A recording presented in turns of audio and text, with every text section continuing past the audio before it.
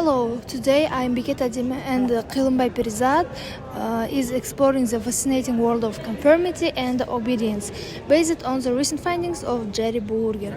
So first let's distinguish the two definitions. The first one is conformity. Conformity is the act of changing our behavior to match the responses of others. It's about fitting it.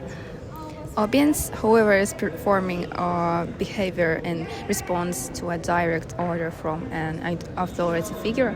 In conflict resolution, understanding this is vital because they dictate whether a person stands up for what is right or simply follows the crowd into an isolation. To bring this to life, we looked at Burger's modern replication of the famous Milgram experiment. In 2025, Burger highlights the 150-volt point of no return. He found that even today, when people are ordered to deliver what they believe are painful shocks, a significant majority still obeys the authority figure. And this shows a terrifying trend in group protests. Once a person commits to a hierarchy, their personal ethics often take a basket to the situation. This is exactly how toxic corporate cultures or social conflicts persist, and the people feel they are just doing their jobs. Cognitive bias, authority bias. This leads us to our first cognitive bias from the decision. The tendency to attribute greater accuracy to the opinion of an authority figure and be more influenced by them.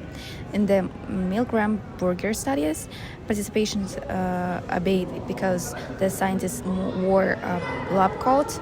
This harms communication because it creates a silence culture.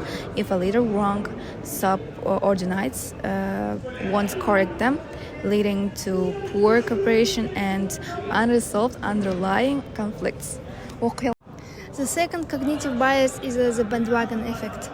The tendency to do or believe something because many other people do or believe the same.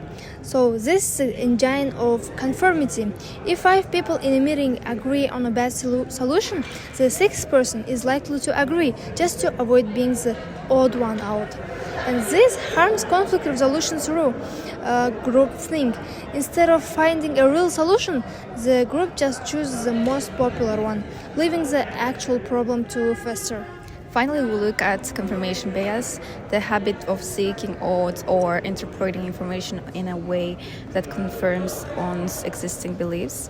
Once a group identifies an enemy or a side in a conflict, they only listen to news or social media trends that support their obedience to their own group. This harms the cooperation by creating an us versus them mentality. It's nearly impossible to have an empathetic dialogue because sides have already filtered out the truth. In conclusion, Burger's 2025 research reminds us that we are not as independent as we think.